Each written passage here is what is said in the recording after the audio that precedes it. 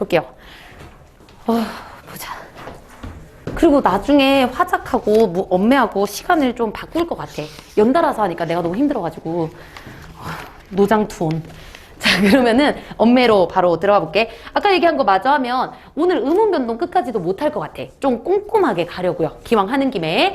자, 가장 먼저 언매라고 했을 때 언어가 문법 부분이겠지. 그리고 매체 부분도 생각보다 비중이 많아요. 근데 그 매체를 꼼꼼하게 보지는 않겠습니다. 너네들 뒤에 살짝 봤겠지만 라디오에서 방송이 쭉 나와. 그러면 여기에 쓰인 매체 언어가 뭔지를 물어볼 거야. 그러면 라디오에서 우리가 캐치할 수 있는 건 음성. 그치? 그리고 또 노래, 음향 이런 것들 찾아주는 내용. 그리고 신문기사 딱 던져놓고 여기서는 어떤 언어가 쓰였게? 문자, 그 다음에 그림, 시각자료 막 이런 것들 이런 거 찾으라고 하는 거기 때문에 깊게 보지는 않겠습니다. 자, 그치만 가장 첫 번째 페이지 한번 이렇게 펴보면 우리 매체의 유형과 특성, 그 다음에 매체에 대한 내용이 나와 있는데 용어 정도는 알고 있어야 돼. 일단 우리 첫 번째 1번 의사소통의 매개로서의 매체의 유형과 특성을 이해한다라는 거 있지. 그냥 매체에다가 네모 하나 쳐주시고요. 첫 번째 점. 그리고 옆에 묶어주기만 해줘. 정보, 지식, 사상, 정서를 전달하고 공유하는 수단. 자, 그리고 이거를 실어 놓은 이유는 뭐냐면 두 번째 점에 있는 밑줄 소통 방식의 특성. 그러니까 어떤 매체 언어를 가지고 어떻게 소통할 건데를 보여주는 거. 그리고 나서 쌤이 밑에 있는 거 가지고 왔잖아. 여기서 기억해야 되는 건 전통적인 매체에서는 보통 일방향적이야. 예를 들어 TV.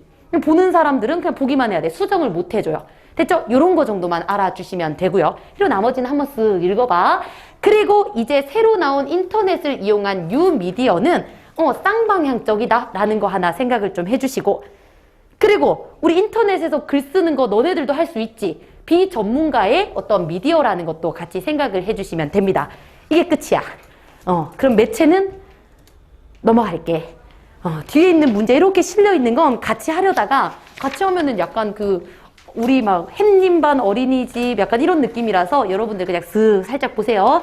근데 나 소름 끼치는 거 뒤에 1번 문제 있잖아. 틀렸잖아. 대충 풀다가 뭐야 너무 쉽네 하고 풀었다가 나가 라디오거든? 라디오에서 사용되는 언어 찾으라고 해서 문자 언어지 하고 했다가 그치 문자가 안 보이지 해가지고 틀렸어. 그렇게 실수도 하더라고. 니네들은 하지 말어. 자, 그리고 뒤로 넘어갈게요. 그러면 너도 틀렸니? 한 번씩 봐줘. 그럼 우리가 이제 꼼꼼하게 봐야 되는 문법으로 넘어가면 일단 구조화가 중요해. 머릿속에 너네들이 그 책장 캐비넷에다가 내용을 넣어 놓는다고 생각을 하고 그 책장들을 분류를 좀 잘 해놔야 돼. 쌤이 늘여놓은 순서는 작은 단위에서부터 큰 단위로 이동을 하는 겁니다. 됐죠? 그리고 가장 작은 말의 단위를 의문이라고 하고 그런 것들이 모여서 의미를 구성하는 순간부터 형태소로 나아가게 될 거야. 이 방향으로 우리 수업이 진행된다는 거 생각을 해줘. 요거는 요거. 단절돼야 되는 거 맞지? 다른 분야니까. 자, 그리고 밑에 써놓은 것처럼 순서대로 할 거고 쌤이 추가 자료도 조금씩 줄 거고 그 다음에 필기가 많을 거고 문제도 함께 풀면서 수업을 진행해 보도록 할게요. 자, 그러면은 바로 의문으로 가도 되지? 너네들 의문은 껌이기는 하죠. 씹지 못하는 껌. 아무튼 잘해야 돼. 자, 그래도 꼼꼼하게 한번 가볼게요. 일단 의문에서 기억해야 되는 건 요거는 필기하지 말고 밑줄만 좀 그어둘게. 뜻 구별 요거 정도는 꼭 알아야 돼. 의문은 뜻을 구별하는.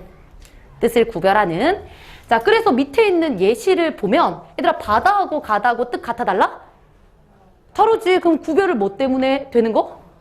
그렇지. 비읍과 기읍과 같은 자음 때문에 뜻이 구별되네. 그래서 자음이 의문이에요.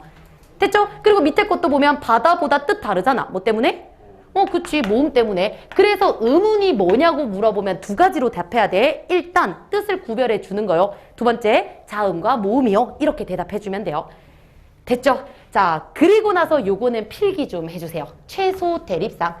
시험 문제 꽤 나오는 출제 요소였어. 최소 대립상을 보면 필기해줘. 자음과 모음 때문에 뜻이 구별되는데 이처럼 딱 하나의 소리 때문에 뜻이 구별된다면 그거는 굳이 최소 대립상이라는 말로 바꾸어서 표현할 수 있대.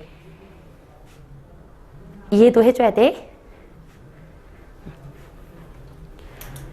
자, 그랬을 때 얘들아 예시 이해되는 거 맞지? 물과 불은 뭐 때문에? 이 자음 한 자리 때문에 바뀌는 거니까 최소 대립상이고요. 그 다음에 불불, 물불 전부 다 하나 때문에 바뀌는 거니까 최소 대립상입니다. 근데 여기서 조심해야 되는 건 뭐냐면 알과 그 다음에 또 달과 얘네들도 보면 마치 여기 자리 때문에 뜻 구별되는 것처럼 보이잖아. 근데 얘네들은 최소 대립상이다 아니다? 아니에요. 왜냐면 우리 이 아래에 있는 거는 자음이 있어 없어? 없지. 없고 우리 모음 아로 시작하는 건데 비워놓으면 이상하니까 형식적으로 넣은 거잖아. 그래서 이렇게 비어진 모음이 올 때 조심해줘야 되는 것만 생각해 주시면 돼요. 얘들은 최소 대립상이 아닙니다. 자음 자리에 뭐가 없잖아. 소리가 없는데 어떻게 비교를 하겠어? 여기에서 항상 문제가 나왔었고, 자, 그리고 본격적으로 안에 있는 내용으로 가기 전에 음절이라는 말을 쌤이 많이 쓸 건데 이 말을 모르면 안 되겠지. 그래서 음절은 뭐냐? 역시나 소리 단위에서 나오는 거야. 근데 소리 나는 대로 읽었을 때 한 글자들을 음절이라고 하는겨. 그래서 예를 들면 읽었을 때잖아. 그럼 세 번째 음절을 찾았어라 하면 요거 찾았으면 돼요. 됐죠? 읽었을 때 한 글자 이렇게만 봐주시면 됩니다. 이해하고 넘어가셔요. 소리 나는 대로 읽었을 때 한 글자. 넘어간다? 갑니다.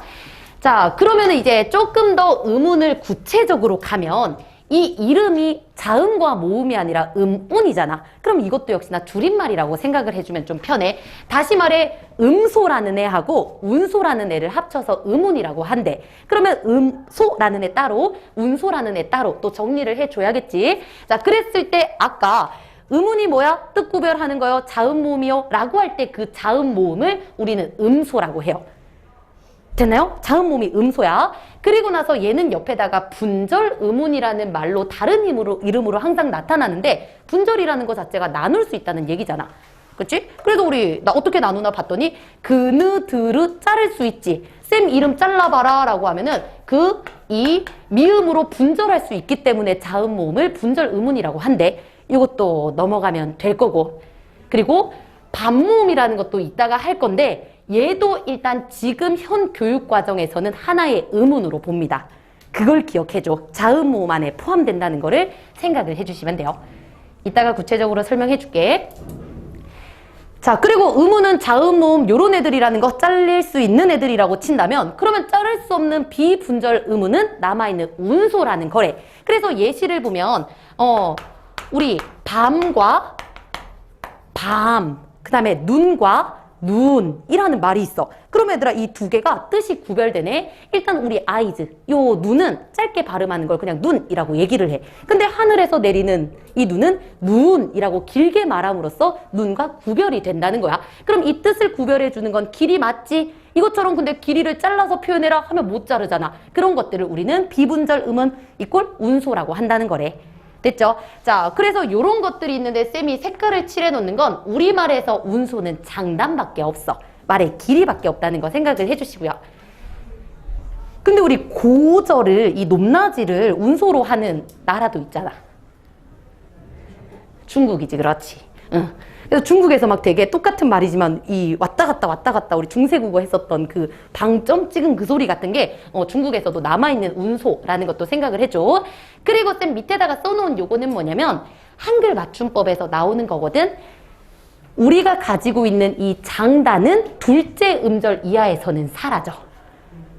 그래서 하늘에서 내리는 눈이 온다 라고 할 때는 눈이라고 발음을 해야 되는데 얘가 만약에 앞에 한박이라는 말이랑 합쳐지면 없어져요. 왜냐면 둘째 음절 이하로 내려오게 되거든.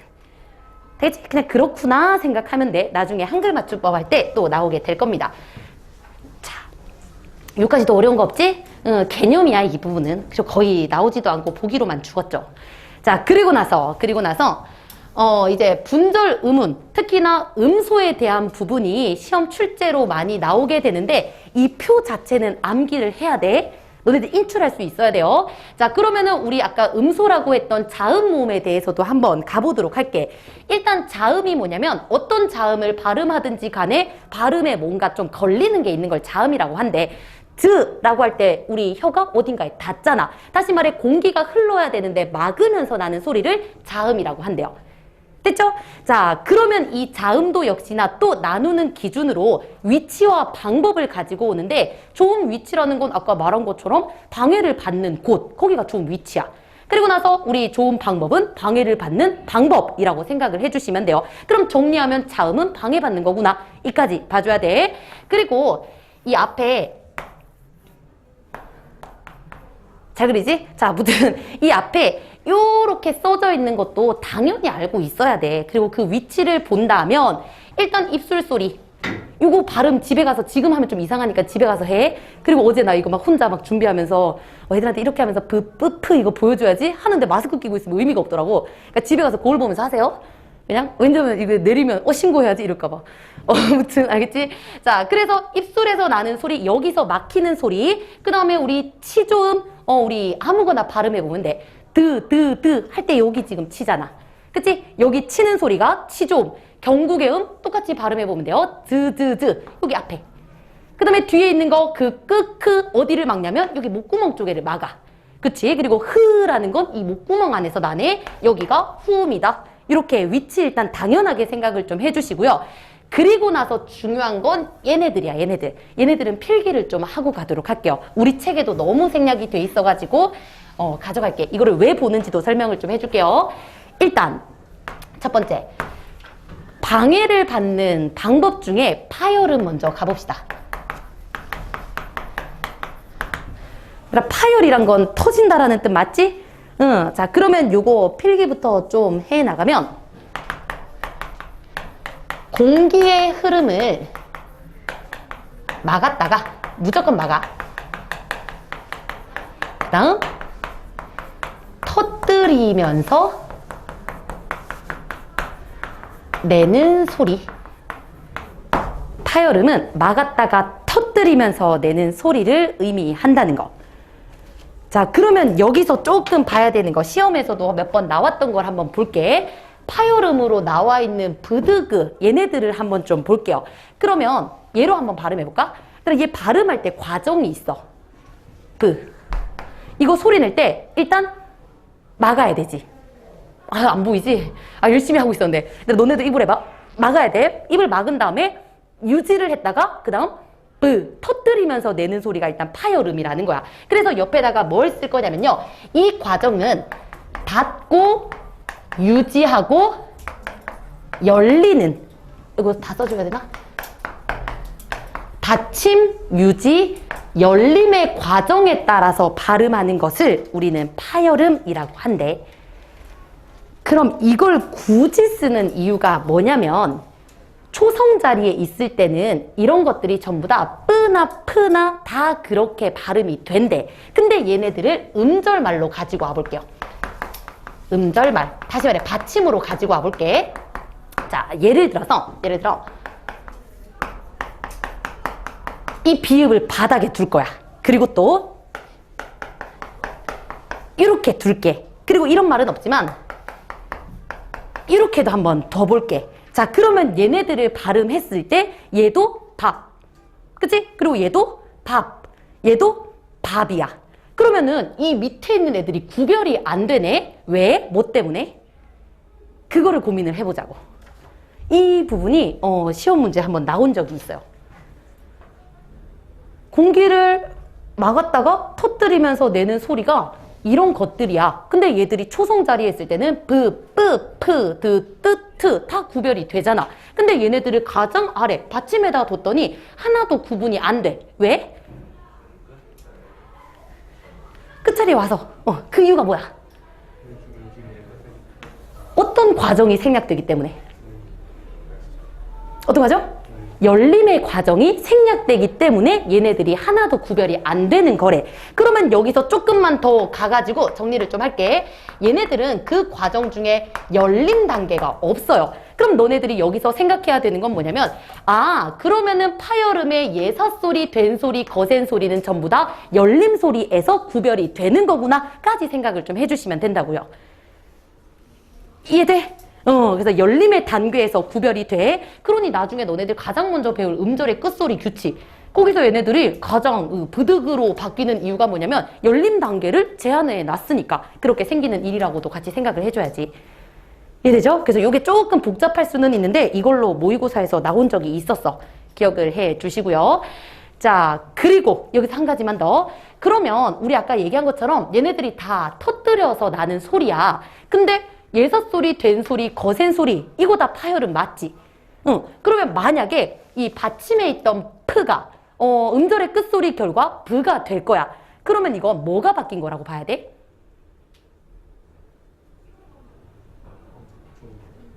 응. 그럼 얘들아 지금 좋은 위치와 좋은 방법을 봤지, 그치? 그러면 지금 프에서 브로 바뀌었다는 건 좋은 방법이 바뀐 거? 아니야.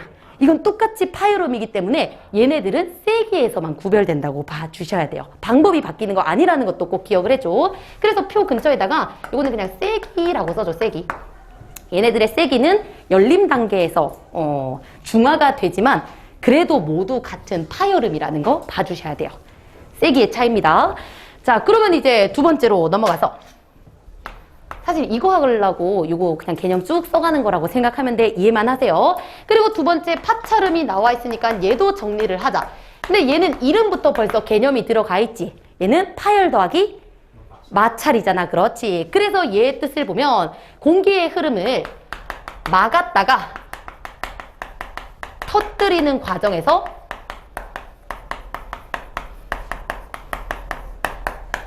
마찰을 일으키며 내는 소리. 공기의 흐름을 막았다가 터뜨린다 라는 부분에서는 파열.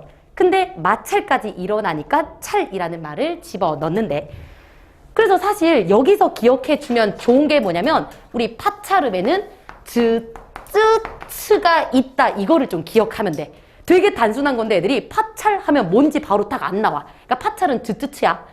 됐죠? 자, 그리고 여기서 조금만 다른 거랑 연관을 시켜보면 이 즈츠치의 위치를 보니까 전부 다 경구개지. 아까 쌤 그림 그려놓은 거 이 사람 여기다 그냥 고정시켜서 그려놓을게. 아씨, 입 닫았네. 여기. 입이 너무 작으니까 다시 그릴게, 얘들아. 부담스럽니, 여기에다 그리면? 너를 바라보게 해놓을게. 이렇게. 자. 또 너무 크네? 자, 무튼 경구개음 즈 발음할 때는 여기에 오는 거라고 했어. 그치? 즈츠츠가 여기서 나오는데 조금 같이 연관지어서 보면 좋은 게 뭐냐? 우리 중세국어. 우리 중세국어 때는 구개음이 있다 없다? 응. 오늘 고1, 고2 때 배워서 그때 구개음이 있어 없어?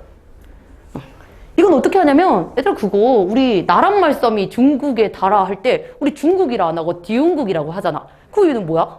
구개음어가 안 일어난 거지. 구개음어가 왜 안 일어나? 구개음이 없으니까. 그러면 그 당시에는 즈츠츠 얘네들이 구개음이 아니었다는 것도 또 하나 적어두기는 할게. 알겠지? 지금은 구개음이지만 경구개음이지만 중세국어 때 즈츠츠는 치음이었어요. 다시 말해 여기서 나는 소리였어. 드트뜨 즈츠츠 같은 위치에서 난 거라고 생각을 해줘. 알겠지? 그러니까 구개음화가 없었다는 건 그 당시 얘네들 구개음이 아니었다라고도 좀 먼저 정리를 해둘게. 이런 거 추가해도 별로 부담 갖지 마. 자, 그리고 나서 이제 세 번째로 넘어가면 마찰음. 마찰음. 아, 여기서부터 조금 지루해지네. 마찰음. 마찰을 일으키면서 내는 소리 맞지? 그러니까 입의 모양을 좁게 만들어서 좁은 통로로 공기를 흘려 그 다음 마찰을 일으키며 내는 소리, 최대한 오므려서 내는 소리라고 봐주면 되겠네. 그래서 이것도 예시를 보면 흐인 거 보니까 최대한 붙여서 통로를 좁게 만들어서 그 공기를 흘려보냈더니 마찰이 일어나는 소리구나. 됐죠? 그래서 얘는 없어. 뭐 따로 쓸 거 없고요. 그리고 나서 이제 넘어가는 게 비음과 유음인데 우리 비음에서 생각해야 되는 건 일단 코잖아. 코로 나오는 소리라고 생각을 하면 돼. 일단 비음은 기억해야 되는 거. 아이고. 파열음과 동일해. 얘는 모든 과정이 파열음하고 똑같아. 하지만 터트리는 과정에서 이 브드그는 입에서 터졌다면 얘는 어디로 터져? 코로 터졌다고 보면 되는 거야. 알겠지? 파열음과 모든 게 동일하지만 덧 코를 통해 나오기 때문에 울려서 나는 소리라고 봐주시면 됩니다. 그럼 이거를 왜 또 이렇게 복잡하게 설명을 하냐면 나중에 너네들 비음화 배울 거잖아. 그치? 비음화는 뭐냐면 비음이 아닌 애들이 비음을 만나가지고 비음이 되는 거래. 그리고 그 대상이 누구냐면 브드그잖아. 얘가 어떤 소리를 겪어서 무가 되고 드가 되고 그다음에 으가 되는 거잖아. 그러니까 얘네들이랑 이어줘야 되는 이유가 뭐냐면 파열음이랑 모든 게 동일해. 뭐만 다르고 코로 나오냐 입으로 나오냐 이게 다르기 때문에 얘네들을 묶어주는 거라고. 알겠지? 그냥 단순하게 외우지 말고 이런 과정을 또 같이 좀 이해를 하면서 가시면 돼요. 됐죠? 그럼 비음 얘도 이렇게 정리하는 건 나중에 비음화를 위해서라는 거 봐주시면 되고, 그리고 이제 마지막 우리 유음은 딱 하나지. 누구? 리을. 제발 얘도 리을 꼭 외워줘야 돼. 유음 이꼴 리을. 그리고 얘는 딱 그 개념 쓰기 너무 귀찮다. 혀를 입 천장에 대고 흘려 보내면서 내는 소리야. 르 계속 흐르는 소리라고 보시면 돼요. 흐르는 소리. 근데 요거는 요새는 잘 물어보진 않지만 좀 꼼꼼하게 가보면 이렇게 리을이 나타나는 경우가 있어. 예를 들어 이렇게. 그러니까 다시 말해 모음 사이에서 이렇게 나타나는 것을 라라 튀기면서 내는 소리라고 해서 얘는 탄설음이라고 해요. 요새는 잘 안 가르치긴 해. 그래도 써줄게. 탄설음. 그러니까 영어로 따지면 약간 R처럼 발음하는 거. 라 이게 굴려서 내는 소리. 그리고 이제 우리 밑에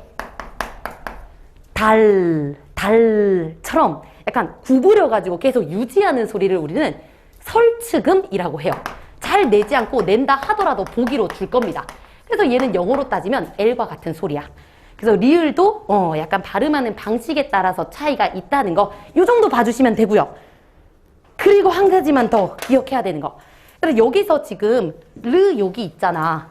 그러면은 다른 애들은 똑같은 좋은 방법으로 위치만 다르게 이렇게 나타나고 있는데 반해서 리을은 무조건 여기서만 나지.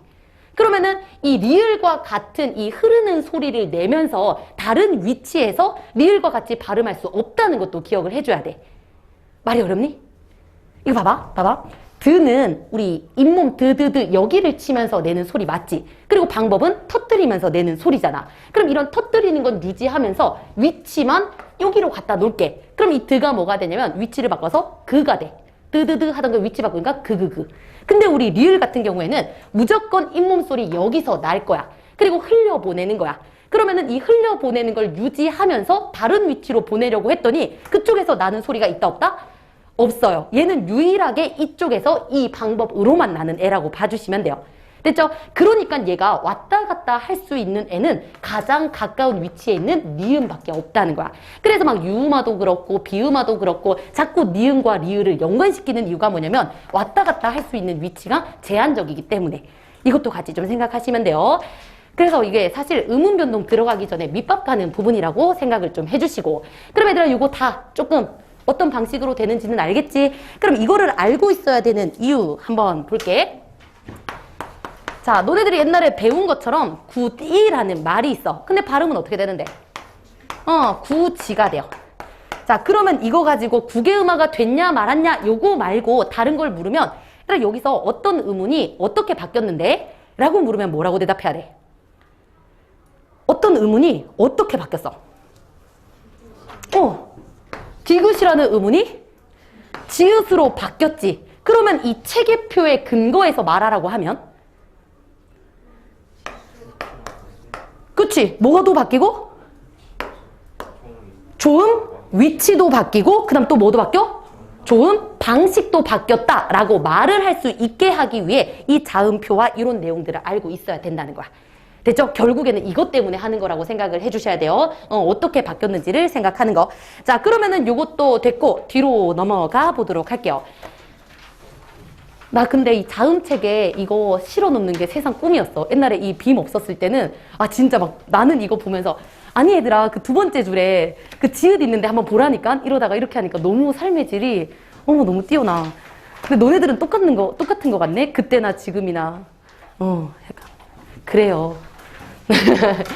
자, 그러면은 뒤로 넘어가서 모음도 한번 가볼게.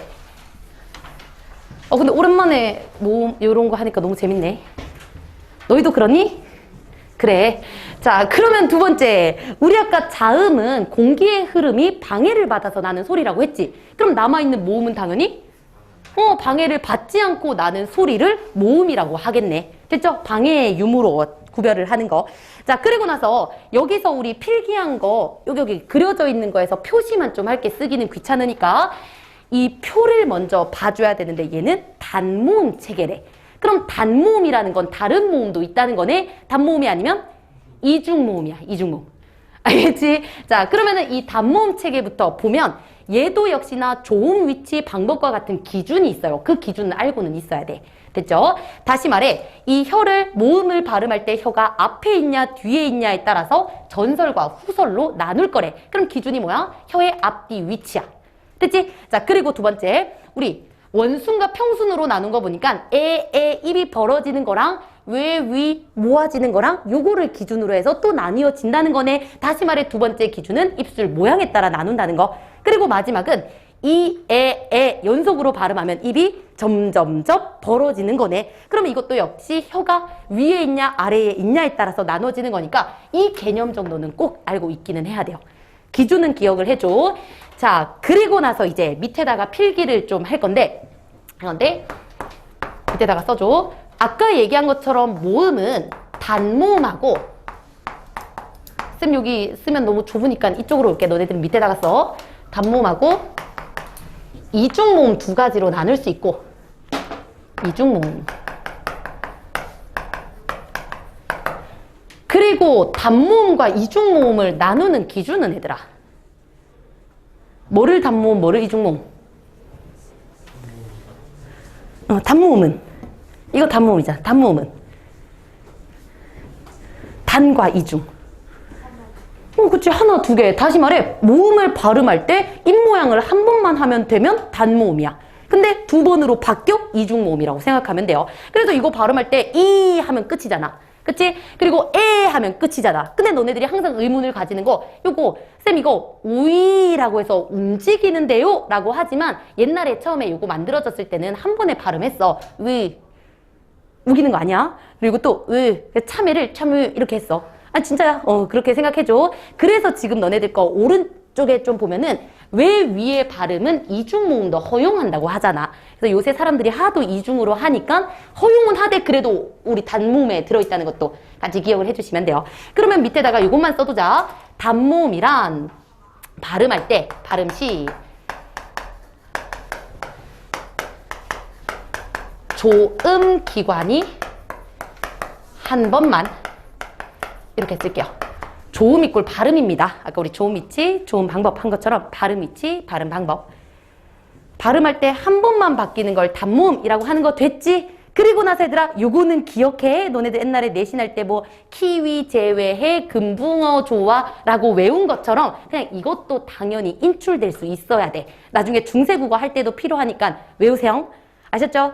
자, 그리고 나서 단모음은 됐다면 이제 이중모음으로 가볼게. 그럼 이중모음은 뭐냐? 아까 얘기한 것처럼 발음 시에 발음할 때 조음 기관이 두 번 이상 바뀌는 거.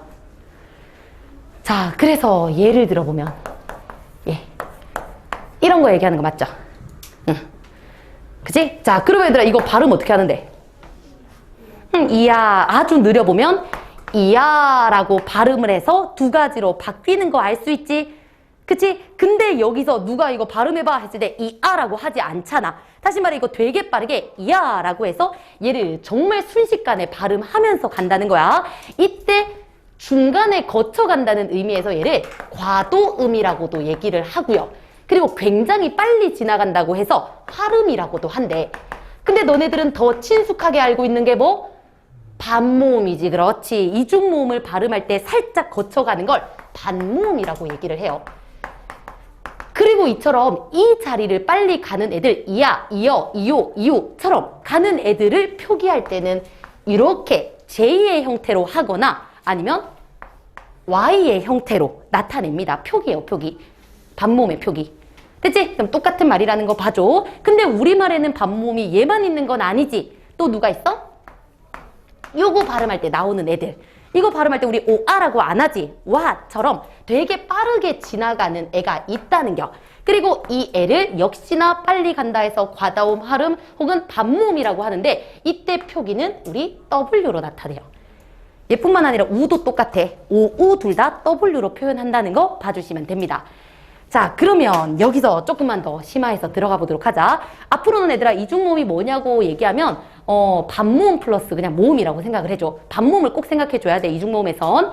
자, 그러면 얘는 그냥 모음이잖아. 단모음이잖아, 단모음. 그럼 얘는 1인분을 하는 애야.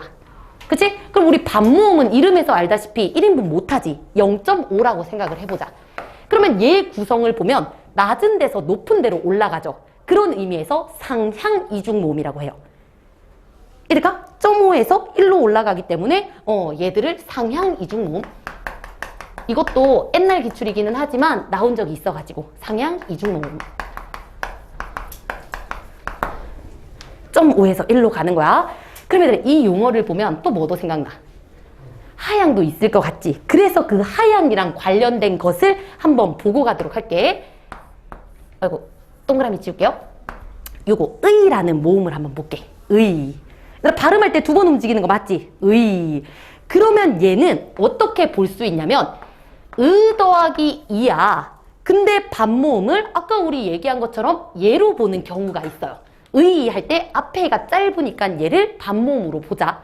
근데 이제 반면에는 의라고 발음이 되기는 하지만 이 뒤에 있는 애를 반모음으로 보기로 하자라는 그런 썰이 두 가지로 나뉘게 됩니다. 그랬을 때 장점과 단점을 간단하게만 좀 살펴보도록 할게. 자, 그럼 일단 앞에 있는 애를 반모음 의라고 치자. 그럼 어떤 장점이 있어? 앞에 0.5가 와. 그럼 우리말에 있는 반모음으로 이루어진 이중모음은 다 무슨? 상향 이중모음이라는 장점이 있어요. 근데 단점은 뭐냐면 안 그래도 우리 반모음 설정하기 좀 싫은데 얘네 두 개면 될 것을 하나 더 추가해야 되잖아 라는 그런 단점이 있는겨. 되지? 반모음이 세 개로 늘어나는 대신 전부 다 상향이다 라고 보는 거. 그래서 옆에다 상향이라고 써줄게요. 0.5에서 가는 거. 자, 그래서 사람들이 야, 상향인 건 알겠는데 반모음을 추가하는 건 너무 부담스러워 해서 그냥 있는 이 반모음 이를 그냥 우리 반모음 여기다가 쓰였다고 치자라고 해서 0.5를 여기다가 두는 경우가 있어. 그럼 장점은 아까 말한 것처럼 반모음은 우리 두 개밖에 없는 거 맞지? 하지만 뭐가 생겨? 하향 이중모음이 생긴다는 거야. 됐죠? 이것도 하향이라고 써줄게. 그래서 이것까지 깊게 가는 이유는 뭐냐면 우리 개론서에 나와 있을 정도로 복잡한 내용이기는 한데 근데 쌤 기억에는 이런 것도 모의고사 한번 나온 적 있을걸? 상향이나 하향이나 한번 있을 거야. 자, 근데 너무 깊은 걸 하는 이유는 뭐냐면 결국 근본적으로 돌아오면 반모음은 0.5라는 거 꼭 생각을 해줘야 돼요. 앞자리에 있는 빨리 지나가는 그런 애. 그리고 이렇게 논란이 있는 애도 역시나 문법이 하나의 어떤 영역으로 빠져나온 만큼 깊게 봐줘야 되는 부분일 것 같아서 한 번 더 다루고 갑니다. 됐죠? 그래서 여기서 너네들이 꼭 기억해야 되는 거 반모음 제발 좀 잘 생각을 해주시면 돼요. 자, 그러면 얘네들도 됐고 그리고 나서 이제 너네들이 본격적으로 봐야 되는 게 음음 변동이요. 음변동. 벌써 힘드니? 너무 재밌다 근데. 나 문법 수업 진짜 오랜만에 한다. 그리고 나 문법 할 때 1학년 애들이랑 보통 하거든? 그럼 1학년 애들 아무것도 몰라. 약간 진짜 막 아무것도 모르는 사람이 막 반모음이 뭔지도 모르고 이렇게 얘기해도 이해를 잘 못하는 그런 거라서 되게 그 진짜 아까 햇님반 어린이집처럼 하거든. 애들 발음해봐 하면 애들이 이런 수업 하거든. 너무 여기서 하니까 혹시 너네들 그 어린이반 수준이랑 똑같은 건 아니지? 그지? 아니지? 되게 재밌네. 자, 그래서 지금부터는 음운 변동을 먼저 좀 보기는 할 건데 쌤이 PPT를 끌 거야. 끌 거야. 이제 준비한 게 없어요. 왜냐면 이제부터 계속 필기로 갈 겁니다. 그냥 그게 익숙하고 너네들도 인출해도 해야 되는 부분일 것 같아서 그렇게 가도록 할게. 자, 그러면은 본격적으로 가기 전에 잠깐 쉬기는 할 텐데 이것까지만 좀 보고 쉬자. 알겠지? 자, 일단 음운 변동이라고 하면 음운은 자음과 모음이라며.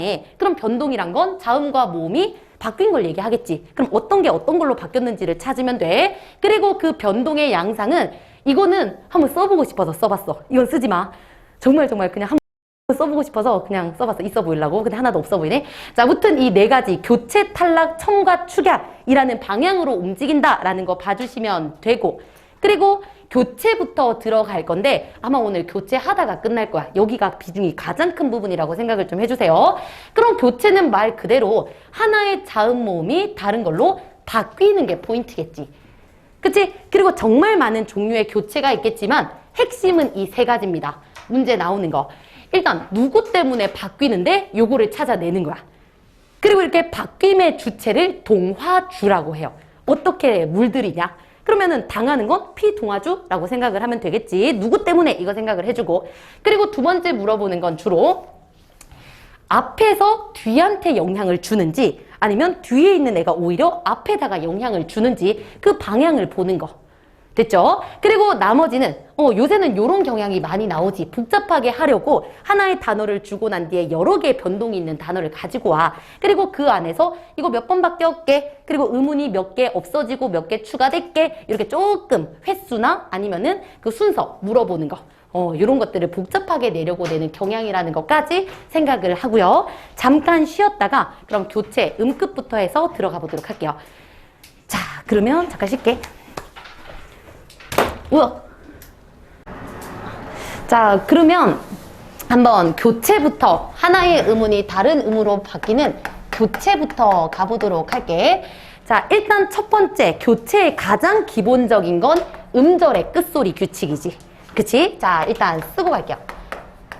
너네들도 쓰면 좋기는 한데 옆에다가 아무 데 비어있는 데 쓰거나 아니 하얀 데다가 그냥 써.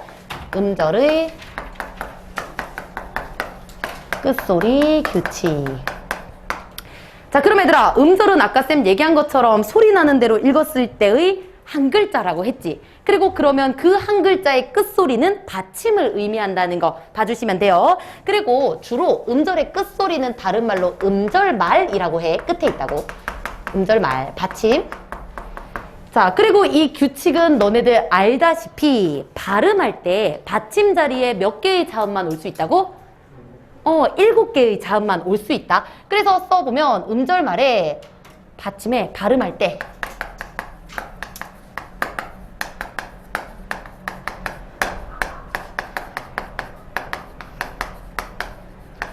일곱 개의 자음만 올 수 있다라고 하는 게 끝이야. 음절의 끝소리 규칙. 그리고 그 7개의 자음이 뭔데? 가느다란? 물방울. 이렇게 정리만 해주면 되겠지. 됐지? 그러면은 이 변동은 이게 다기는 한데, 얘들아, 조금만 더 가볼까? 거기 혹시 필기된 부분에서, 아니, 쓰여있는 부분에서 음절말에 평파열음화라고 되어 있는 거 있지? 근데 이것도 우리 아까 얘기한 것처럼 파열음에 막 브드그, 프트크, 뿌뜨크 있었지? 그러면 이거를 평범하게 파열음으로 나타낸 건 브드그를 의미해. 그럼 음절말에서 그 뿌뜨크 같은 것들이 브드그처럼 가장 예사소리로 바뀐다라는 의미에서 평파열음화라고 얘기를 해요. 됐죠? 그냥 아 하고 넘어가면 돼. 자, 그러면 여기서 추가적으로 좀 봐야 되는 게 뭐냐면 우리 부억 같은 거 음끝 적용하면 기억으로 바뀌는 거 맞지? 근데 뒤에 오는 애에 따라 조금 다른 형태를 보인다. 이 정도만 정리를 해보자. 다시 말해 부억이라는 말 뒤에 애라는 조사가 올 때 하고 혹은 부억이라는 말 뒤에 안에 있다라는 의미의 어떤 단어가 온다고 치자. 그러면 얘네의 발음이 달라진다는 겨. 자, 위에는 어떻게 발음하고? 부어케로 발음을 하고 그리고 밑에는 어떻게 발음을 해야 돼? 부어간으로 발음을 해야 된다라고 발음의 형태가 달라진다는 걸 먼저 좀 보고 갈게요. 자, 그렇다면은 그 이유를 생각해 봐야겠지. 뒤에 오는 애들의 종류가 다르대. 이처럼 조사처럼 아무런 뜻 없이 그냥 문법적인 모습으로 들어가는 애들을 우리는 형식 형태소라고 한다는 거야. 그래서 이 애는 형식 형태소. 문법적인 의미를 드러내주는 그런 형식 형태소가 올 때 하고 그 다음에 아니라는 건 얘들아 사전에 올라가 있는 아니다. 애도 사전에 올라가 있으니까 이 표현은 안 되겠네. 무튼 실질적인 의미가 있는 이런 표현을 우리는 실질 형태소라고 한다고 했지. 자, 이렇게 해서 형태소의 종류에 따라 그 변동의 모습이 다르대. 그래서 다시 한번 정리를 해보면 얘는 음끝이 일어나 안 일어나? 위의 경우 일어나지 않고 넘어가지. 우리 넘어가는 걸 뭐라고 해? 연음된다는 거지. 그래서 얘는 결국 정리하면 음끝은 일어나지 않고 연음이 되는 경우로 봐주셔야 되고요. 그리고 밑에 있는 거 부어간으로 바뀌었다는 건 크가 그로 바뀐 거 맞지? 그럼 여기서는 음끝이 일어나고 난 뒤에 연음된다라는 것도 같이 확인할 수 있겠네. 그래서 형태소의 종류에 따라서 그 변동 양상이 달라진다는 거 봐주시면 끝. 됐죠? 음끝은 아주 기본적인 거. 자, 그리고 또 자주 나오는 것 중에 하나가 또 이건 안 써도 되더라. 이 달그라는 게 발음을 하면 닭이 되잖아. 그치? 근데 이거는 음절의 끝소리 규칙이 아니라 둘 중에 하나가 떨어지는 거니까 탈락의 측면에서 봐야 된다는 것도 알아줘야 돼. 근데 요까지는 괜찮은데 요거 뭐를 닦는다 할 때 이 닭, 얘도 역시나 발음할 때는 똑같이 닭으로 바뀌는 거 맞지? 근데 얘는 탈락 교체, 얘는 교체라고 봐줘야 된다는 거야. 그래서 받침이 서로 다른 자음일 때는 탈락시킨다고 하지만 우리 쌍기역은 그 자체로 하나의 의문이기 때문에 교체가 되는 걸로 설명을 해줘야 된다는 것도 꼭 기억을 해줄게요. 요거는 탈락, 교체 안 써도 되지? 이렇게 정리를 좀 해주시고, 그리고 나서 이제 두 번째 교체로 가면 비음하죠. 비음하. 자, 그러면 비음하의 개념부터 가면 비음이 아닌 소리가 비음을 만나서 비음으로 바뀌는 변동을 우리는 비음하라고 합니다. 비음 아닌 게 비음을 만나서 비음이 되는 거. 자, 그러면 이거 아까 우리 얘기했었던 거 파열음 이때 생각을 해야 되는 거 맞지? 그러면 비음화가 되어서 비음으로 바뀔 수 있는 대상은 딱 3개밖에 없는 거 맞죠? 누구냐면 그, 드, 브. 그렇지. 아까 그 표 기억해야 돼. 그 비음이랑 왔다 갔다 할 수 있고 코에서만 난다는 차이만 가진 애들은 요런 애들이었어. 그리고 나서 얘들이 비음을 만나서 될 수 있는 거, 우리 그는 뭐가 돼? 으가 되지. 그치? 이것도 위치는 그대로 있으면 돼. 그 하되 코만 열면 으가 되는 거. 우기는 거 맞긴 해. 으야. 그리고 우리 드는 코 열어주면 드는 느. 그리고 또 우리 브는 무. 미안. 이렇게 기억을 해주시면 돼요. 됐죠? 어이씨. 놀래라. 이거 끄고 한 줄 알고 차라리 끄는 게 더 나았을 거다 싶어가지고 한번 봤거든. 켜있네. 유감. 자, 그리고 나서 이때 얘들을 비음으로 만들어 줄 수 있는 애는 역시나 뭐 요 3개 중에 하나겠지만 누구는 오면 안 돼. 이 비음 중에 뒤에 얘는 오면 안 되잖아. 얘가 오면 안 되죠. 왜냐면 우리 비읍으로 끝난 말 다음에 이응이 오면 어떻게 되는데? 연음이 되지. 그렇지. 그래서 이때 비음은 니은하고 미음이라는 거 생각해 주시면 됩니다. 비음. 그리고 예시는 거기 쓰여 있으니까 얘들아 안 써도 되겠지? 되죠? 자, 그러면 여기서 조금만 더 가면 좋은 거 유고용어를 한번 볼게요. 우리 독립이라는 단어를 한번 봅시다. 그러면 얘는 발음 결과적으로는 어떻게 발음이 되지? 독립이 돼, 독립. 근데 얘가 갑자기 독립이 되지는 않아요.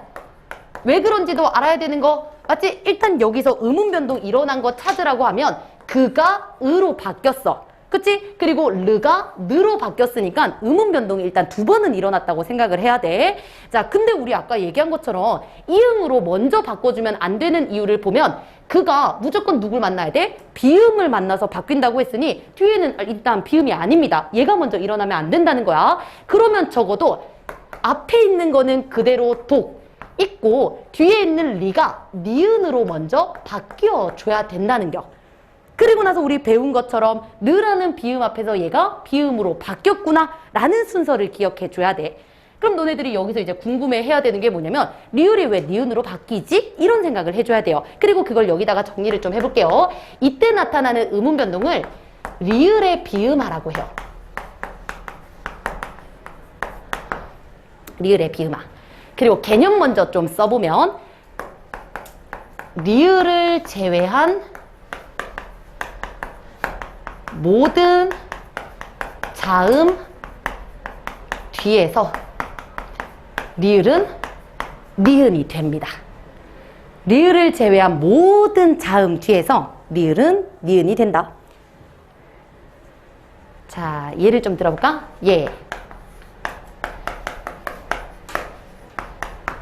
요거. 그 다음에 요거. 또 하나 더 들어볼까? 하나? 요거도.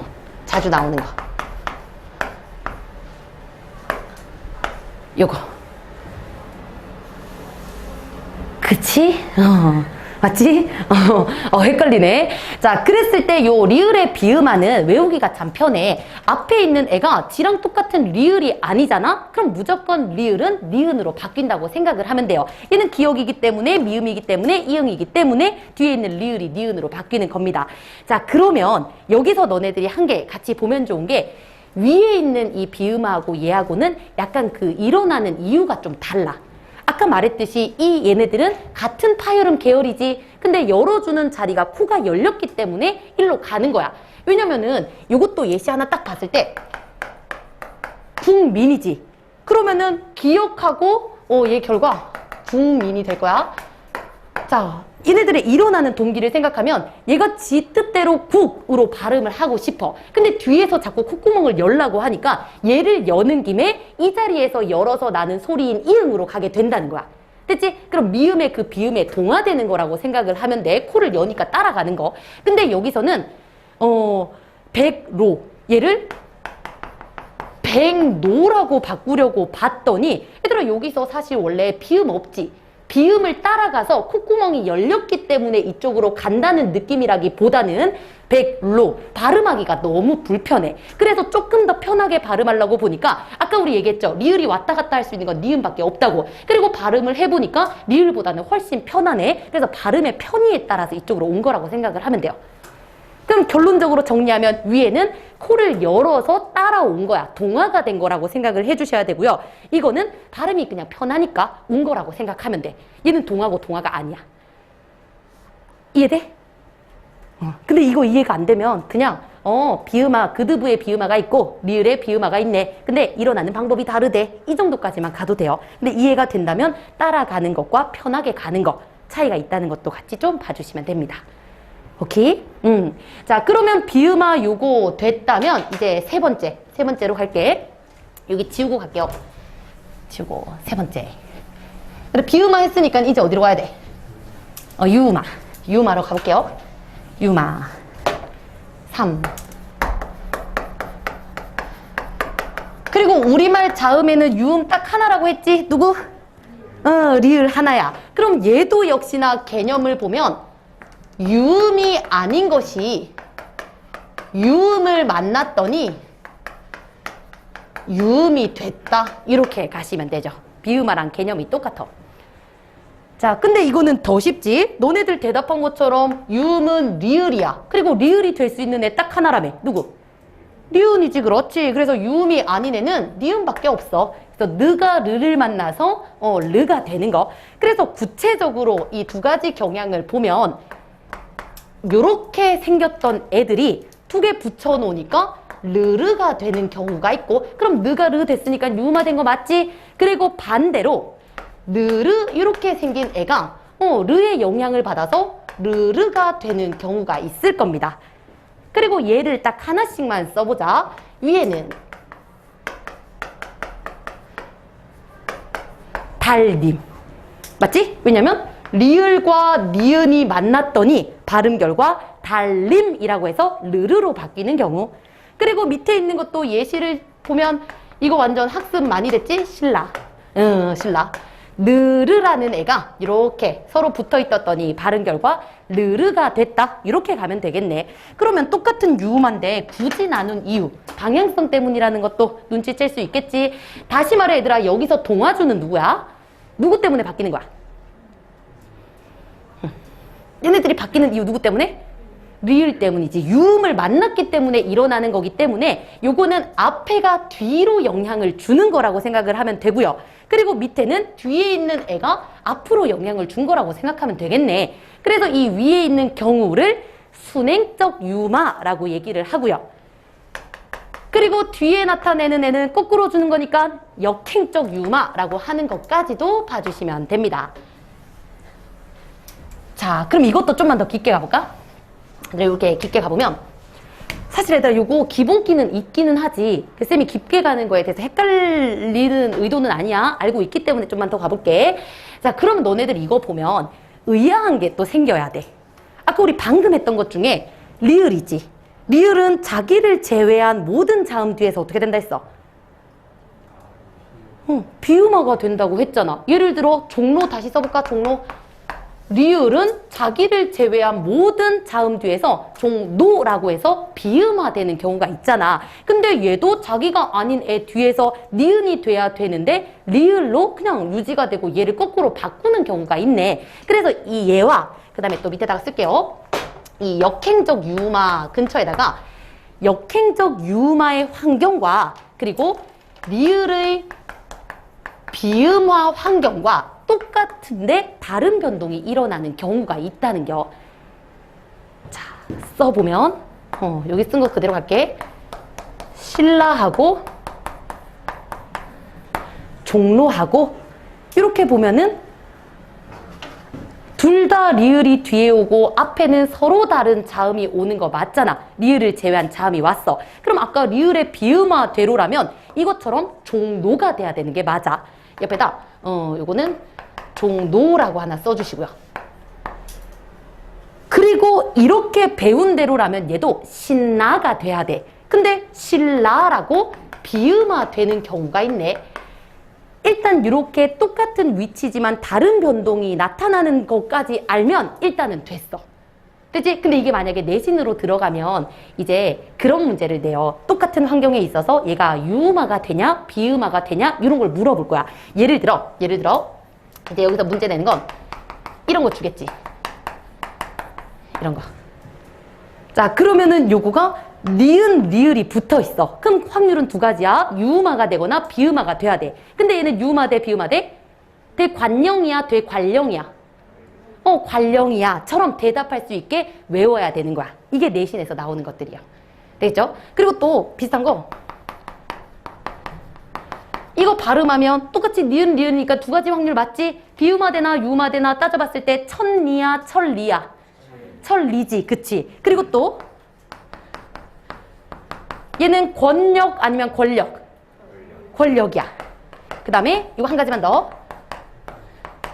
얘는 공권력, 공권력. 얘는 공권력이야. 그러니까 일정한 그게 없기 때문에 이런 것들이 예외들이 많아서 내신 문제로 낸다는 거까지 좀 알아주시면 돼요. 그럼 얘들아 이거는 어떻게 대비하냐면 문제 풀면서 얘는 이렇게 발음되네? 얘는 이렇게 발음되네? 이게 풀다가 나오는 걸로 정리하시면 돼요. 외울 필요는 전혀 없습니다. 그리고 이걸 정시를 위해서 준비하는 친구들은 동일한 환경이더라도 두 가지 방향으로 이런 변동이 일어나네 이까지만 생각을 해주면 돼. 아셨죠? 자, 그러면은 리을의 비음화와 역행적 유음화의 관계를 조금 더 고려를 해주고 그 다음에 뒤에 걸로 넘어가 보도록 할게요. 이해되지? 안 되는 거 체크해놨다가 이따가 좀 물어봐야 돼. 자, 그리고 이제 네 번째. 거의 뭐 교체의 꽃이죠. 국외음화로 가겠습니다. 국외음화. 얘도 사실 그냥 개념을 쉽게 얘기하면 국외음이 아니었던 게 어떤 걸 만나서 국외음으로 바뀌는 거야. 그치만 얘는 완전히 공식이 하나 있잖아. 일단 누가? 드와 트가 누구를 만나서? 이나 반모음 이를 만나서 뭐가 되는 거? 즈와 츠가 되는 것을 우리는 국외음화라고 하고 그리고 여기서 가장 중요한 핵심이 얘잖아요. 얘. 이나 반모음 이 이렇게 봐주면 돼요. 자, 그러면 이것도 예시를 쓸까? 써야 되나? 자, 일단 얘들아 국외음화가 일어나는 이유 먼저 이해하라고 좀 설명을 할게. 잘 기억나라고. 얘 좀 다시 데려올게요. 그래서 눈 안 그려주면 조금 찝찝해서 그려줄게. 자, 일단 우리 드는 아까 발음할 때 어디서 났냐면 여기서 났어. 그치? 그리고 이는 발음하면 이가 되게 여기 목구멍을 막는 느낌이 있을 거야. 그래서 예를 들어 이라는 애를 보면 이 앞에서 나는 디귿하고 이하고 너무 거리가 멀지. 그래서 발음할 때 약간 협상을 봐서 중간에 만나는 게 국외음화가 되는 그런 과정이라고 생각하면 돼요. 됐죠? 그러면 여기서 동화주가 누구라고? 누구 때문에 옮겨진 거야? 이가 뒤에서 끌어당기니까 앞에 있는 말이 뒤로 오게 된 거지. 그래서 여기서 동화주는 이라는 거 생각을 해야죠. 오케이? 그리고 다른 것들이랑 또 차이를 보면 여기 앞에 있는 걸로 볼게. 얘들 자음끼리 만났을 때 일어나는 거지. 근데 얘는 자음과 모음이 만나서 일어나는 거잖아. 그래서 다른 변동이랑 또 비교했을 때 이렇게 좀 디테일하게 들어갈 수 있는 부분도 있다는 거 같이 생각을 해주시면 됩니다. 자, 그러면은 얘는 잠깐 집어 넣어놓고, 그러면 얘들의 예시로 볼 수 있는 거 맨날 나오는 거 간단하게 3개 정도만 쓸게. 일단 굳이, 그리고 또 해도지, 그리고 또 한 가지 더 같이? 같이 이렇게 써둘게. 자, 그러면 여기서 이제 우리가 들어가야 되는 건 뭐냐면 드하고 이, 트하고 이가 만나서 드츠가 되는 건 알겠어. 그렇다면 얘는 왜 안 되는데? 드하고 이 만났잖아. 그럼 얘는 왜 잔지가 안 돼? 위에 거처럼 드하고 이하고 만났더니 이렇게 됐잖아. 근데 얘는 왜 안 돼?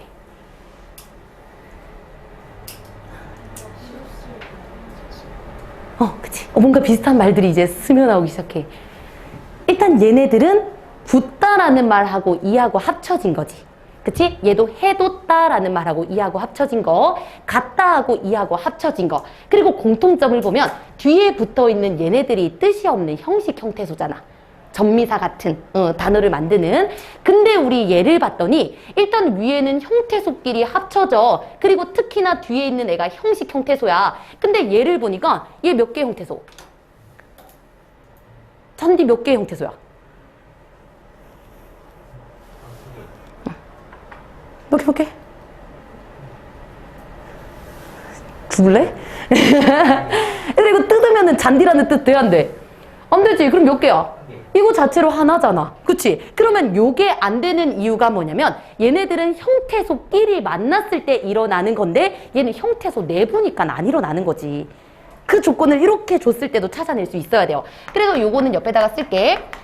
실질 형태소하고 그 다음 뒤에 붙는 형식 형태소 이나 반모음 이가 만났을 때 더 쉽게 형태소끼리 만났을 때 일어나는 게 국외음화고요. 그리고 밑에 있는 것처럼 형태소 내부에서는 절대 일어나지 않구나. 한 단어 안에서는 이런 형태소 그냥 그 자체로는 일어나지 않는다는 거. 이것도 조건으로 주어지면 찾을 수 있어야 돼. 그리고 이거 잘 기억해놔. 나중에 중세국어 때 비교할 부분이 너무 많고 실제로 기출로도 여러 번 나왔던 부분이거든. 현대 거부터 좀 탄탄하게 해두세요. 자, 그러면 조금만 더 가보자. 그러면 이런 경우도 생각할 수 있을 거 아니야. 우리 잔디는 형태소 내부니까 형태소끼리 만난 거랑 구분 지은 거 오케이, 이 조건은 알겠지. 근데 이번에는 바꾸어서 실질과 형식이 아니라 실질과 실질이 만나면 어떻게 되는지를 같이 한번 가보자고. 자, 예를 들어 맨날 나오는 게 뭐지? 밭. 맨날 나온 거 기억나지? 얘들아, 밭이랑. 얘가 만약에 나는 논이랑 밭이랑 많이 가지고 있어 처럼 그때 이랑이 조사처럼 형식 형태소이면 이거랑 조건 똑같은 거니까 이걸 묻는 게 아니야. 이때 이랑은 밭 고랑고랑을 얘기하는 하나의 실질 단어라고 생각하시면 돼요. 그래서 실질 형태소 밭하고 그 다음에 실질 형태소 이랑하고 만났더니 이번에는 국외음화가 일어나는 게 아니라 어떤 일이 일어난다고? 발음이 어떻게 돼? 반디랑처럼 완전 위에서 설명할 것과 다른 모양으로 일어난다는 걸 확인하셔야 돼요. 자, 그리고 이것도 접근할 때 어떻게 하면 된다고? 트가 니은으로 바뀌었잖아. 됐지? 그리고 또 하나 없던 것이 생겼잖아. 그러면은 여기서 뭔가 2개 이상의 뭔가가 일어났다는 건 일단 생각을 해야 돼.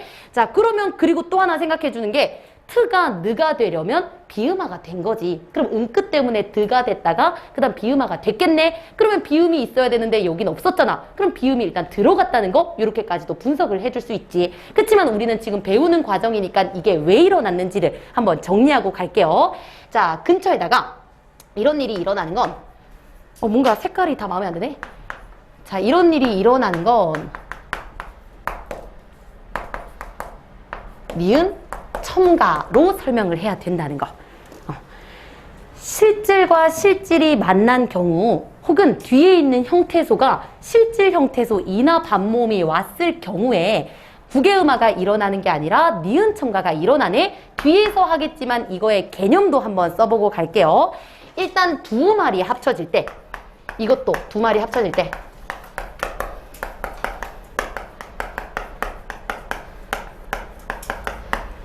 앞말이 항상 자음으로 끝나고, 앞말이 자음으로 끝나고, 그리고 뒷말이 이나 반모음 이로 시작을 하면 무조건 니은이 들어간대. 이것도 같이 관련 지어서 봐줘야 돼. 니은 첨가의 개념을 보니까 두 말이 합쳐졌을 때 앞말이 자음이야. 뒷말이 또 이나 반모음 이야. 그러면 니은이 들어갈 겨. 그래서 다시 한번 반니랑으로 가보니까 앞말이 트라는 자음으로 끝났어. 그리고 나서 이나 반모음 이로 시작했네. 그러니까 무슨 일이 일어나? 중간에 니은이 들어갔구나.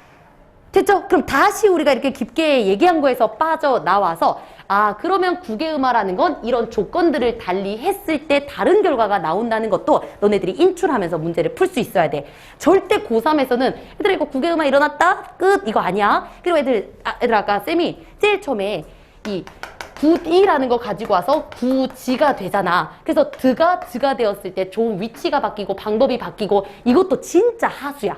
그러니까 기본적인 건 잘 안 나와요. 조건을 주고, 그리고 아까 얘기한 것처럼 이 국외음화는 중세국어랑도 엄청나게 관련을 많이 짓습니다. 그러니까 기본기를 좀 잘 해둬야 돼. 자, 그러면 국외음화가 잘 이해가 됐다면 요거 질문. 이거 어떻게 발음해? 어떻게 발음해, 얘들아? 밭을 맞아, 틀려? 틀려. 왜? 그치. 아까 얘기한 것처럼 다시 돌아가면 이나 반모음 이가 중요하다고 했지. 그 이유 밭을이라고 하면 안 돼. 왜냐면 뒤가 이나 반모음 이로 시작하는 게 아니잖아. 됐죠? 그리고 나서 이나 반모음이 중요해 라고 말했던 또 하나의 이유는 무조건 형식 형태소 이나 반모음 이어야 되니까. 그래서 여기다가 별표 친 이유도 잘 생각을 해 주셔야 됩니다. 실수하면 안 돼. 그래서 국외음화도 요까지 한번 봐주시고, 남은 시간 동안 어차피 딱 하나 남았거든. 된소리 대기까지만 보고 우리 마무리를 해볼게요. 됐죠? 자, 국외음화는 너무 중요하지. 음운 변동에 가장 잘 나오는 거 두 가지가 국외음화 하나, 니은 첨가 하나. 이거 두 개 무조건 기억을 해줘. 자, 그리고 나서 이제 마지막 다섯 번째 된소리 대기로 한번 가볼게요. 그리고 얘도 책에는 된소리 대기가 아니라 경음화라고 돼 있잖아. 그래서 1학년 애들 요 된소리 대기 경음화라고 문제 내가지고 진짜 많이 틀려오고 그랬어. 그러니까 아예 경음화라는 말을 잘 안 쓰니까. 그 말 안 쓰는데 여기에 되게 옛날 말들이 많이 실려있는 것도 좀 특이한 것 같아요. 자, 그러면 너네들이 여기서 알 수 있는 거, 된소리는 다른 말로 경음이구나. 됐지? 그럼 거센소리는? 거센소리는 격음이야, 격음. 이제 그냥 그렇구나 해줘. 여기다 쓰여 있으니까 한번 설명은 할게. 자, 그럼 된소리 대기로 가면 일단 된소리로 바뀌는 걸 된소리 대기라고 할 거 아니야. 그럼 된소리가 될 수 있는 애들이 누가 있는데? 우리 된소리가 됐다라고 치자. 그러면 된소리는 끄, 그 다음 뜨, 뿌, 쯔, 하나 더 쓰. 얘가 된소리잖아. 그러면 얘가 될 수 있는 애가 누군데? 누구? 그, 드, 브, 즈, 스라고 해서 얘보다 훨씬 더 약하게 발음하는 예사소리인 거지. 그치? 그래서 개념으로 다시 가보면 된소리가 될 수 있는 이 예사소리가 다양한 환경, 너무 무서운 개념이지 않니? 이 다양한 환경을 외워야 되니까 아주 다양한 환경에서 된소리가 되는 것을 우리는 된소리 대기라고 한대요. 자, 그러면 저 다양한 환경에 대해서 한번 들어가 보도록 할게. 일단 반드시 기억해야 되는 게 첫 번째랑 두 번째 이 환경이야. 무조건 외워야 돼. 일단 첫 번째 1번. 그드브 뒤에서 모든 예사소리는 된소리로 바뀝니다. 그드브 뒤에서 모든 예사소리는 바뀌어요. 자, 그러면 예시 한번 먼저 좀 써볼게. 일단 얘. 그러니까 발음하면 국밥 되는 거 맞지? 그러니까 얘는 맞고. 그리고 엄마 저 국도 주세요 할 때 얘도 역시나 된소리 되는 거 맞죠? 그리고 또 뭐가 있지? 예시? 요것도 해볼게. 집에 갔다 라고 했을 때 얘도 음절의 끝소리 결과 디귿 되고 디귿 뒤에서 또 된소리 되는 거 맞지? 그리고 한 가지 더. 이거 발음하면 깍두기 맞지? 요것도 역시나 된소리 되는 거 맞아. 그럼 쌤이 이때까지 예시를 잘 안 쓰다가 이거 쓴 이유가 뭐냐면 그거 환경 보여주려고. 봐봐. 첫 번째는 국이라는 말, 밥이라는 말 두 말이 합쳐질 때도 이 된소리 되기가 일어나. 됐지? 그리고 두 번째, 엄마 저 국도 주세요 할 때 명사랑 채연이랑 조사가 붙을 때도 이 일이 일어나요. 그리고 또 하나, 갔다, 갔고, 가서 이 어간과 어미들이 만날 때도 일어나요. 됐죠? 그리고 나서 깍두기. 우리 깍두기는 하나의 단어잖아. 깍둑 더하기 이잖아. 그럼 이 형태소 내부 안에서도 일어나요. 그래서 결국 이 예시를 통해 얘기해주고 싶은 게 뭐냐면 모든 환경에서 일어난다고. 된소리 되기는 모든 환경에서 일어난다. 요까지도 좀 생각을 해주면 돼. 자, 그리고 나서 이제 2번으로 넘어갈게. 1번은 그래서 기억을 해주셔야 됩니다. 모든 환경에서 일어난다. 그리고 두 번째는 용언의 어간, 니은, 미음 뒤에 있는 예사소리에서도 일어난대요. 아이고 이거는 쓸까? 용언의 어간, 니은, 미음 뒤에 예사소리에도 일어난다. 자, 그러면 여기서 쌤이랑 옛날부터 수업을 했던 친구들은 쉽게 알겠지만 어간이라는 말을 또 잘 이해를 해야 돼. 우리 어간이 뭔데? 그치, 저거야. 바로 나올 수 있어야 돼. 그래서 근처에다가 이거 문법적 개념 하나만 좀 쓸게요. 어간 얘기를 하면 무조건 언제? 활용할 때라고 나와야 돼. 활용할 때. 그럼 활용이 뭐냐면 이거야. 먹다, 먹고, 먹어서, 먹으니. 그치? 이게 활용입니다. 동사의 이런 변화들. 자, 활용할 때 변하지 않는 부분을 우리는 어간이라고 해.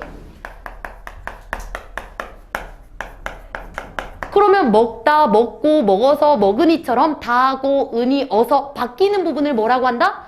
어미라고 한다는 것도 같이 볼게요. 변하는 부분을 어미라고 한다는 거.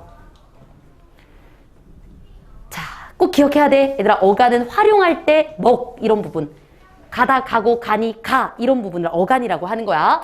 자, 그러면 용언의 어간이 니은, 미음으로 끝나는 경우가 있대. 예를 들어보면 신을 신다. 된소리 되는 거 맞지? 그리고 얘가 왜 용언의 어간이야? 신다, 신고, 신으니, 신어서처럼 변하지 않는 부분이니까 어간이야. 이런 부분에서 나오고 또 신발을 가방에 담다 라고 할 때도 된소리가 되네. 어간 맞지? 담다, 담고, 담아서 담으니. 자, 그리고 또 한 가지만 더 볼까? 신을 가슴에 안다, 꼭 안다. 이것도 역시나 니은으로 끝나는 말로 이루어졌으니까 된소리 되기 일어나는 경우 확인해 주시면 돼요. 자, 그러면 여기서도 시험 문제가 되게 자주 나오는데 예외 같은 걸 좀 볼게. 일단 새신을 신고 할 때는 된소리 되기 일어나지. 그치만 우리 똑같은 신고라는 단어인데 경찰에 신고하다 할 때는 꼬가 안 돼. 그 이유는? 그치, 어간이 아니니까. 얘는 체온 그 자체니까 일어나지 않는다는 걸 생각을 해주셔야 돼요. 그래서 얘는 명사 체온이기 때문에 일어나지 않는다는 예외 같은 것도 좀 알아두셔야 되고. 그리고 또 좀 더 볼게. 얘는 발음하면 어떻게 돼? 봄비야, 봄비야. 봄비지? 그럼 된소리 되게 일어나는 거 맞지? 그럼 이거 2번 환경 맞아 틀려? 봄비, 된소리 되게 됐어. 니은 미음이야. 근데 맞아 틀려?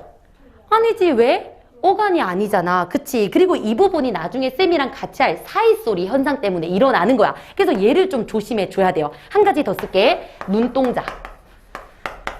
그래서 그냥 단순하게 니은 미음이라고 외워버리면 이건 된소리 되기 2번 환경이었지? 라고 생각하는 경우가 있는데 중요한 건 용언의 어간이야. 아셨죠? 이건 사이소리 현상입니다. 된소리 되기는 있어요. 하지만 2번은 환경이 아니라는 거 생각해 주시면 되고요. 그리고 한 가지 더. 이거는 문장으로 쓸게. 내가 그 사실을 안다. 얘들아, 이거 동사 맞잖아.